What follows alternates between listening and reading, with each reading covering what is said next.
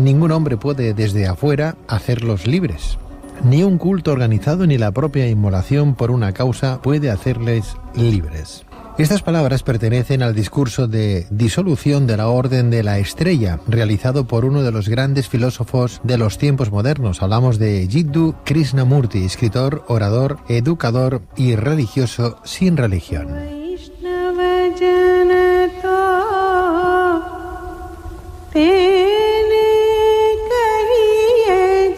Es por ello que esta noche nos gustaría conocer más de cerca la figura de este buen hombre, quién fue, qué enseñanzas nos legó y, de alguna forma o manera, qué hay de Krishnamurti en cada uno de nosotros. Para ello contamos con la ayuda del doctor Isaac Jaulí, doctor en psicología, psicoterapeuta y miembro de la Sociedad Teosófica Española.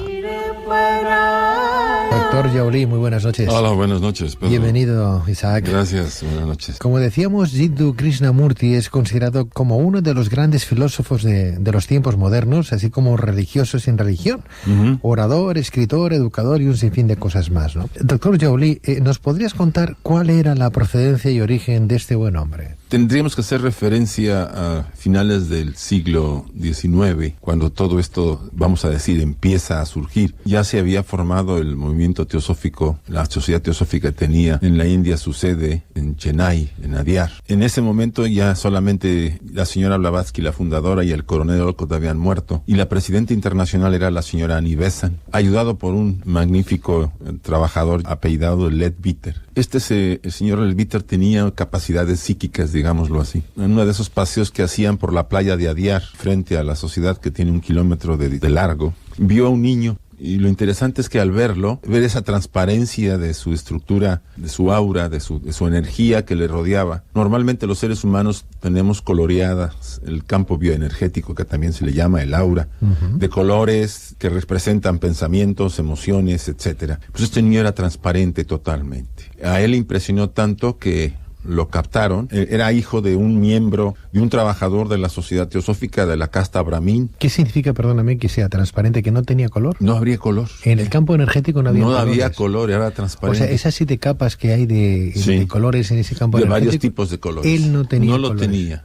Y a él le impresionó porque no había visto a una persona o a un ser humano con esa calidad. Pronto lo averiguaron de dónde venía. Pertenecía a una familia brahmin hindú que trabajaba en Chennai, o lo que ahora es Chennai, antes era Madrás. La familia Telugu. Sí, y le pidieron a los padres que les dejaran educar al niño, que lo cuidaran. Él era el 8º hijo de una familia, ¿no? Sí. Tenía un hermano que él amaba mucho, Nimia, y por supuesto siempre estaban juntos. A partir de ese momento, la sociedad teosófica, en especial la señora Annie Besant, lo toma bajo su custodia para educarlo y prepararlo. Este largo peregrinar de Jiddu Krishnamurti, que empieza en esos momentos, la primera gema que puede producir este descubrimiento de este ser es un librito pequeño que podemos encontrar en las librerías porque es famosísimo, ha sido traducido a muchos idiomas, que se llama Los pies del maestro. Es pequeñito, sencillo de leer, pero complejo de vivir. Tiene indicaciones muy importantes, sobre todo una de las más interesantes para todo estudiante serio del desarrollo interior, del desarrollo espiritual. Dice, si tú no tienes discernimiento, mejor no te metas a este camino ni a este proceso. Claro. La primera cualidad necesaria es discernir entre el bien y el mal, saber diferenciar. Bien, este proceso lo llevó a formar alrededor de Krishnamurti toda una estructura. Vamos a decirlo así, por los años 20 fue cuando más tuvo auge. Desde que fue encontrado hasta los 20, él empezó a desarrollarse, lo mandaron a Inglaterra a estudiar, después regresó a la India, volvió a ir a los Estados Unidos, porque en Estados Unidos el auge de la sociedad teosófica iba en aumento. Pero ocurrió algo, y eso caracteriza la enseñanza de Krishnamurti. Él empezó a palpar que el grupo que se formaba alrededor de él, como un avatar. ¿De avatar? Menos que avatar, porque un avatar tiene un significado muy grande, como un gran iniciado. Pero lo que se estaba formando alrededor de él, a él no le agradaba, porque realmente veríamos después por la enseñanza que él tiene, que la formación que se pueda hacer alrededor de una enseñanza y del que enseña es lo que ha generado de alguna forma las grandes organizaciones. Tú ya mencionas que en 1929 él rompe con la Orden de la Estrella Dorada. ¿Qué edad tenía más o menos en 1929? ¿Qué edad podría tener? Era muy joven, murió en 1980 y tantos. Yo lo conocí, incluso me lo presentaron, tuve con él conversaciones, fue una oportunidad de intercambiar algunas ideas. Ya era muy mayor, yo lo conocí un año antes de su muerte, tuvo una enfermedad muy fuerte. Tendría 94, 95 años por ahí. A partir de ese momento, él se separa del movimiento teosófico y forma la gran fundación de Krishnamurti, que engloba las escuelas Krishnamurti relacionadas con las escuelas Montessori, o con el modelo Montessori, porque la señora Montessori, esta famosa instructora italiana, se adhiere a esta filosofía, a esta estructura, ya desde que estaba en la sociedad lo hacía. Y empieza su carrera que dura muchísimos años enseñando por todo el mundo. Él tiene varios elementos interesantes en su enseñanza, que ya lo menciona, sin organizaciones, sin formas, sin religión, sin sistemas, porque todo eso ha aprisionado al hombre, según la enseñanza de Krishnamurti. ¿Sin Dios también? No, sí hay Dios, solamente que él habla mucho de que ese Dios que el hombre ha formado no es el Dios al que él habla. Él lo dice en sus conferencias, oyes mencionar la palabra Dios, la esencia divina, Dios, pero no el Dios que hemos formado con nuestra mente. Dice, los seres humanos hemos creado con nuestra mente todo. Hemos creado iglesias, sistemas, organizaciones, sistemas políticos, filosofías, pero la mente tiene límites. Y ese es el gran problema. En una conferencia que él dio en Nueva Delhi en 1981, yo he entresacado algunas de las ideas más interesantes que, si tenemos tiempo, podríamos ver algunas de ellas. Por ejemplo, dice, el mundo se está armando, lleva un curso desastroso que no puede ser resuelto ni por los políticos, ni por los científicos, ni por las así llamadas religiones. ¿Cómo ha de proceder el ser humano? ¿Qué debemos hacer? Dice, la crisis que vivimos con toda la pobreza, con toda la anarquía, con todo el desorden, terrorismo, es una crisis intelectual, económica o nacional. Si tú te das cuenta, ya estábamos aquí hablando en el 80 de una situación que ahora se ha vuelto bastante caótica. Él habla, insiste, dice que ¿dónde está la responsabilidad? ¿Qué nomás la tienen los políticos? Él insiste que todos, en esencia, estamos unidos en esa fuente de vida.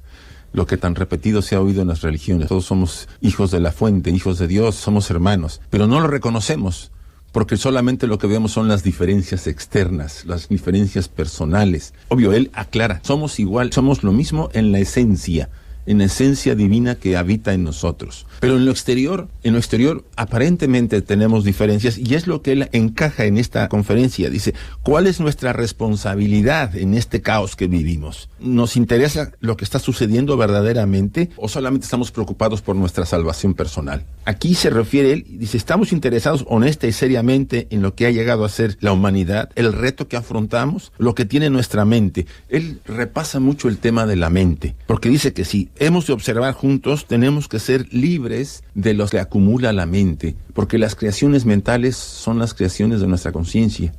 Tu conciencia, Pedro, la mía, está formada por los pensamientos. Y él hace un repase muy interesante en una mecánica. Dice, ¿cómo surge el pensamiento? ¿Qué es el pensar? Es un proceso que nace de la experiencia y el conocimiento. El pensar parte de la experiencia que se convierte en conocimiento. ¿Cuál es el mecanismo? Tenemos experiencias, se convierten en conocimiento, la guardamos en la memoria, después la memoria genera los pensamientos y actuamos, hacemos acciones con ello. Y así vivimos y jamás salimos de este campo conocido. O sea, el mecanismo es experiencia, conocimiento, memoria, pensamiento y acción. Estamos prisioneros de la mente. Estamos hablando de un hombre de 1890. Sí, por ahí nace y tiene su auge, bueno, muere en el 80 y tantos, 81. En 1980 y pico, o sea que los 90 años, él nacería en 1890 más o menos, en 1920 más o menos con 20 y pico, 30 años se disuelve esta Orden de la Estrella. Sí. ¿Qué es lo que le atrapa a este hombre para encontrar esa espiritualidad, esa forma de entender el mundo? ¿Le venía de sus padres? ¿Fue una iluminación? Eran 11 hermanos. Sí. Él era el octavo. Es más, creo entender que solo sobrevivieron 6 de sus hermanos. Sí, ¿no? Una mortandad muy grande en la India en esa época.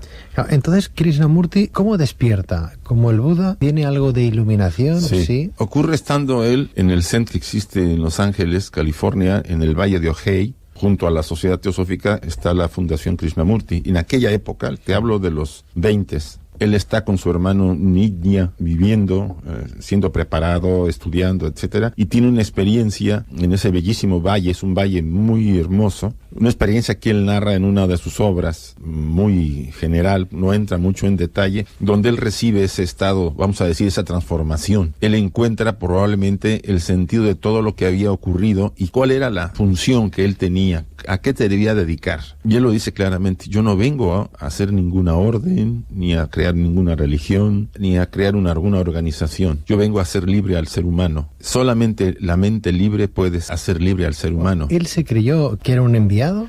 Siempre lo negó. Pero él, la Orden de la Estrella, él la fundó porque él pensaba, desde mi punto de vista, y que según lo que yo he leído, sí, que él se creyó ser el maestro del mundo. Vamos a decir que en una primera fase, más que él, los individuos y personas que le rodearon. Se le hicieron creer. Sí, había una formación, vamos a decirlo así, de personas que con la mejor intención, podemos pensarlo así, deseaban que él fuera la avanzada de ese nuevo movimiento, que en el mundo, en ese momento, imagínate, te puedo decir que entre los 1915 y 1925 había habido una gran explosión en el mundo de este movimiento. Él era el abanderado, vamos a decirlo así, representaba una figura muy importante y por supuesto todos los miembros que rodeaban a Krishnamurti hicieron que él en parte asumiera que era una realidad. Pero él fue descubriendo poco a poco que no iba a repetir lo que se ha estado haciendo hace varios miles de años en varias tradiciones. O sea, fue entonces cuando despertó. Sí, y eso ocurre en California. Es curioso porque en ese discurso de disolución de la Orden de la Estrella que él había creado, ¿verdad?, años atrás, por aquello que decíamos que él se había llegado a creer a través de la gente que lo rodeaba, es maestro del mundo, el gran avatar, el Maitreya de ahora, de este tiempo del siglo XXI, que algunos ya vienen apuntando, ¿verdad? Uh-huh. Llegó a decir, tengo aquí textualmente las palabras, si me permites, sí.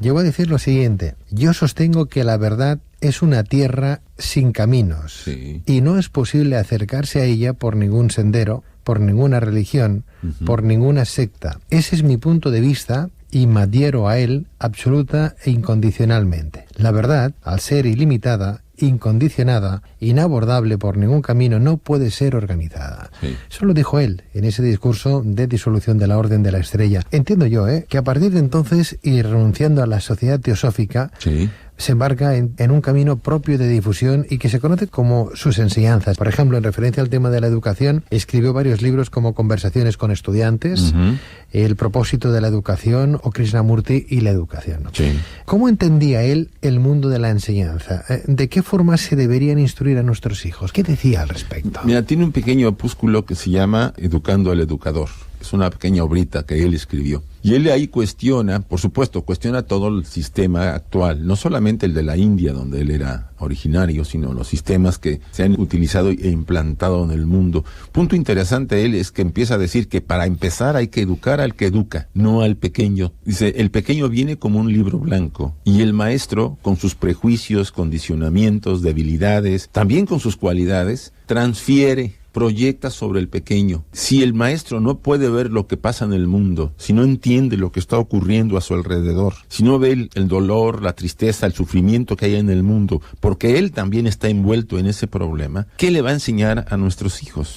Es curioso, Isaac, porque siempre se dice, nunca aparece el maestro hasta que no está preparado el discípulo, ¿no? Sí. Hasta que no estamos llenos por dentro y vacíos de cosas que nos hacen posiblemente demasiado inmundos, nunca encontramos la iluminación, ¿no? Pero él decía, en cierta manera, que no hay diferencias entre el profesor y el alumno, sí, que es lo mismo. La única diferencia es que el alumno sí que tiene que escuchar, tiene que observar, y cuando comprenda las tres partículas que estamos comentando, uh-huh, entonces es cuando hay un verdadero florecer, es cuando hay una comunicación entre maestro y alumno, ¿no? Pero debe haber una sintonía. Yo refiero mucho la enseñanza de Krishnamurti sobre este aspecto, porque él insiste, dice, estamos de acuerdo que el niño es como que puede ser modelado por el maestro, pero el maestro tiene que estar en consonancia, en un estado de equilibrio para poder modelar. Es obvio que pedir demasiado a nuestros maestros, porque la mayoría de nuestros maestros, y hablo en general de todas partes del mundo, adolecen, la gran mayoría, de una preparación interior. Se les ha dado una preparación externa, personal, intelectual, erudita, académica, pero no se les ha preparado, eso insiste Krishnamurti, en una preparación de la esencia, del alma. Entonces, ahí es donde está el tema. ¿Cómo transmites tú ¿Cómo transmites tú al niño algo que no posees? ¿Cómo le puedes dar al niño algo que tú no tienes? Entonces, Krishnamurti, yo propongo que el maestro sea el que empiece a cuestionarse qué son las partes que él necesita mejorar, desarrollar, para que cuando transfiera a nuestros hijos, porque el maestro modela, también el pequeño pueda, de todos modos, no solamente tener la capacidad de tomar ello, sino de desarrollar ese potencial interior que no desarrolla por lo general. Es ahí donde Krishnamurti genera la gran diferencia y que empata mucho con el tema de la educación Montessori. Porque, ¿qué hace la educación Montessori? Trata lo natural, el potencial que el niño trae, se emane, sin presionarlo, sin colocarlo, sin ajustarlo a un modelo sistémico o a un molde para que sea lo que queremos. Es una paradoja en nuestra civilización. Queremos individuos creativos que desarrollen, que cambien esta sociedad, pero los queremos ajustar. Claro, es que eso es lo que te iba a decir Isaac, doctor Joly, porque cuando hablamos de alienar, la religión está de alguna manera alienando. Cuando hablamos de religión, palabra latina, de religare, de unir, ¿no? Pero ¿unir el qué? ¿Qué es lo que estamos uniendo? Aquí volvemos al tema que tanto hemos algunas veces mencionado, a unir nuestra parte personal, el hombre animal que piensa, con la esencia superior. Es lo que debe tratar. Incluso, Krishnamurti insiste, el profesor tiene parte importante en ese proceso de unión, para que el niño se vuelva sensible, para que perciba el mundo de una manera libre y él pueda darse cuenta que él es poseedor de esa esencia, cosa que, lamentablemente, nuestros profesores en general y maestros de escuelas, me refiero a estos maestros de escuelas, no lo tienen desarrollado. ¿Cómo van a dar algo que no han desarrollado? Cada profesor lucha por sobrevivir, tiene limitaciones y dificultades muy grandes, incluso para sobrevivir como ser humano. ¿Qué pensamos que le va a dar a nuestros hijos? Le va a dar lo que tiene, obvio, le va a dar la aparente programa de enseñanza que se ha dicho que hay que dar. No obstante, no estamos salvos, nadie. Nadie está a salvo de las enseñanzas que le puedan dar el día de mañana a nuestros hijos. Eso estoy de acuerdo. Porque ahora mismo estamos dos personas delante de un micrófono cada una con sus pensamientos, filosofías, credos que pueden tener mucha cercanía en sus postulados, pero que somos a lo mejor muy distintos en la forma de explicarlos, ¿no? Sí. O de entenderlos, ¿no? También. ¿Cuántos credos hay de la misma propia religión crística? Por favor, desde los protestantes, evangelistas, testigos de Jehová, católicos, y estamos hablando de una misma verdad. Entonces, ¿cómo saber? Ya no hablo de una religión, hablo de una filosofía, ¿no? De entender el mundo, ¿no? Llevamos a nuestros hijos a una escuela. Tenemos ahí un maestro, o a cientos de maestros, es igual a un maestro, y aquel maestro puede tener un pensamiento teosófico, un pensamiento de Krishnamurti, un pensamiento del Bhagavad Gita, un pensamiento de... cristiano, musulmán... Es igual. Es igual. ¿Cómo liberar de esa doctrina, entre comillas, de esa enseñanza que le están dando a la escuela a nuestro pequeño, que luego se va a enfrentar a la doctrina que va a encontrar en casa? Claro, es que Krishna habla, hay que liberar al mundo, pero bueno, si yo me encuentro que resulta que uno de mis profesores de mis pequeños es un Krishnamurti, me lo está haciendo un poco, entre comillas, y permitirme la expresión, un poco anarquista dentro del mundo de la espiritualidad, porque él dice que no hay nadie ahí que le pueda enseñar a nadie espiritualidad. La espiritualidad la tiene que encontrar uno cuando está preparado. No al relegare con ninguna religión, no hay ninguna secta, ningún movimiento que nos pueda explicar algo que ya tenemos nosotros dentro. Pero alguien tendrá que despertar esa chispa divina. Sí. Y si encontramos que ese maestro de nuestros pequeños no es el verdadero que sepa despertar esa chispa. Yo pienso que aquí todos tenemos que entender la posición que Krishnamurti tiene. Dentro de todo el bagaje de enseñanza krishnamurtiana, tú puedes encontrar cosas muy importantes. Él dice, ¿cómo darme cuenta de esto? Obsérvate. Primero conoce tus contenidos mentales, conoce tu conciencia, que está formada por tus contenidos mentales. Suponte, Pedro, que tú de jovencito fuiste herido, una herida psicológica que recibiste porque tus padres se separaron y te dejaron y te enfrentaste a una situación muy complicada. Esa herida, con el tiempo tú creas una protección alrededor de ella para que no te lastime. Pero esa forma parte ya de tu conciencia. Cuando tú creces, esa herida genera muchos pensamientos neuróticos, porque son contenidos que quedaron en tu conciencia. Ahora, ¿cómo liberar a un profesor o un maestro? Primero, que se dé cuenta. La autoconciencia es muy importante. Acuérdate, hombre, conócete a ti mismo. Todos lo han repetido. Si no te conoces, si no conoces tus contenidos, ¿por qué accionas como accionas? Él dice, recomienda, esté atento, esté alerta, obsérvese. Atención y viva en el presente. Es que todos coinciden con la misma enseñanza, desde los budistas. Es curioso porque cuando hablamos de esa religión, yo me acuerdo de aquel cuento de los 3 ciegos y el elefante, que cada uno lo palpaba en diferente manera y cada uno tenía una realidad diferente de una propia verdad, ¿no? Exacto. Uno tocaba la cola, uno tocaba una pata, el otro tocaba la trompa, y cada uno decía, no, es que es diferente, la esencia, el elefante es diferente, no lo veían, solamente según lo que percibían decían que cómo podía ser aquel animal, ¿no? Claro, era la misma verdad, pero con resultados diferentes. No obstante, lo que acabas de decir de esos traumas que de pequeños absorbemos y luego vamos creciendo y, bueno, de alguna manera desarrollamos en ciertas manifestaciones. Yo me quiero acordar de aquel cuento también, Sufí, que por cierto me encantan los cuentos sufís de los derviches, ya sabes tú que soy un apasionado, porque creo que hay una ilustración muy gráfica de lo que vivimos todos, ¿no? De aquel elefante que de pequeñito le ataron una pata a una estaca. Claro, el elefante quería el elefantito y pues no podía, estaba atado a aquella estaca. El elefantito fue creciendo, se hizo un elefante enorme de kilos, que con una patada hubiera levantado la estaca. Pero no lo hacía ya, ahora ya. Pero ya no lo hacía, se había acostumbrado a que aquel palillo de dientes para él ya, porque se había convertido en un elefante grande, hubiera roto aquel palito y 1000 palitos como aquel, ¿no? Pero ya ni se atrevía a mover la pierna, porque como lo había intentado tantas veces de pequeño, al crecer ya... Se había condicionado. Esto es un poco lo que nos pasa también cuando crecemos, según lo que tú decías. Incluso es la misma, si tú ves la alegoría de Platón de la caverna, parece muchísimo en algunos aspectos, ¿no? Nos hemos creído que las sombras que vemos son la verdad. Y ya no queremos investigar, ya lo aceptamos, como la mayor parte de la gente da por hecho muchas cosas y no se preocupa, no está atenta para investigar más. Bien, aquí él insiste, si quieres, ya como comentarios aquí que me gustaría ver, dice, solamente si usted tiene una mente libre, una conciencia libre, porque la ha percibido, se ha dado cuenta de los contenidos y ha ido tratando de transformar esos contenidos, usted puede verdaderamente ayudar a los seres humanos. Puede usted darse cuenta de lo que pasa en el mundo y hacer algo por el mundo, porque dice, usted y el mundo son lo mismo. Usted es el resto del mundo. Tú y yo somos parte y el resto de este mundo. Si tú cambias, Pedro, y yo cambio, cambiamos a esta sociedad, porque esa conexión transmite nuestro cambio, por muy pequeño que sea.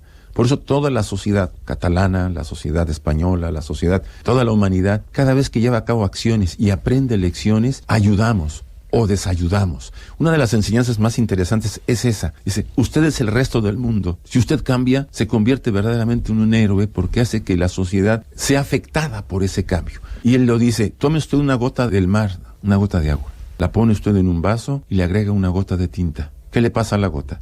Se tiñe, ¿no? Pero la regresa al mar y ¿qué ocurre? Nada. No, sí.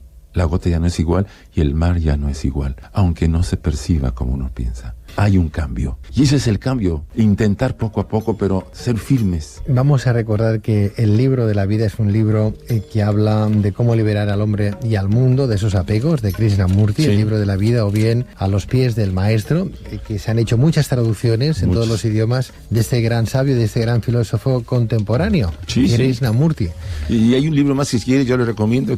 Solo el bien pensar conduce a la paz. Es otro muy bueno. Él asume que la mente es la que tiene el quid de nuestro problema, que no adoremos a la mente como lo hemos hecho, que es una herramienta, no es el fin, es un puente. Muchísimas gracias. Gracias a ti, Pedro, por la oportunidad de compartir con el Radio Escucha estas ideas de estos grandes, vamos a decir, filósofos, autores, escritores, porque hemos visto de todo, y esto hace que nuestro público pues se cuestione, no solamente conozca otros temas que aquí se presentan, sino que también vaya más adentro y se pregunte quién es, de dónde viene, para qué está y a dónde va.